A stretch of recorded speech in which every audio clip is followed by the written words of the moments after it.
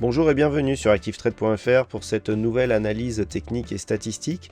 Aujourd'hui et donc au lendemain du discours de Janet Yellen concernant l'évolution de la politique monétaire de la Fed, je vous propose mon point de vue sur la paire de devises euro-dollar. Paire de devises euro-dollar donc qui est suite à une dynamique haussière ici, s'inscrit d'un point de vue court terme dans une dynamique neutre, supportée ici par la zone horizontale des 1,11.30 et capée ici par une résistance oblique baissière qui définit un petit biseau ici de consolidation.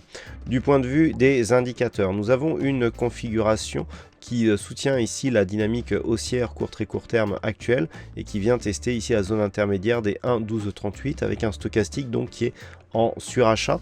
Le RSI est haussier et accompagné du MACD. Toutefois, cette dynamique haussière ici très court terme s'inscrit dans la poursuite de la dynamique neutre dont je vous parlais à l'instant.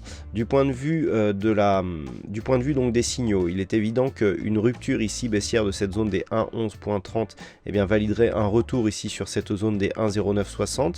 D'un point de vue moyen terme, cela ne changerait rien par rapport à l'orientation neutre de la dynamique moyen terme également.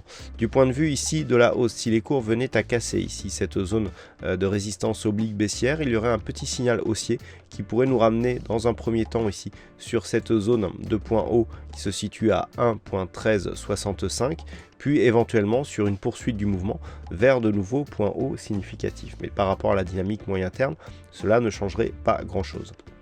Du point de vue de l'étude statistique, nous avons une configuration qui nous donne actuellement une évolution statistique plutôt baissière, puisque suite à cette configuration, nous avons une probabilité qui est vraiment unidirectionnelle et qui est fortement marquée à la baisse avec un potentiel de baisse ici relativement fort qui pourrait ramener justement la paire de devises sur cette zone horizontale des 1,0960.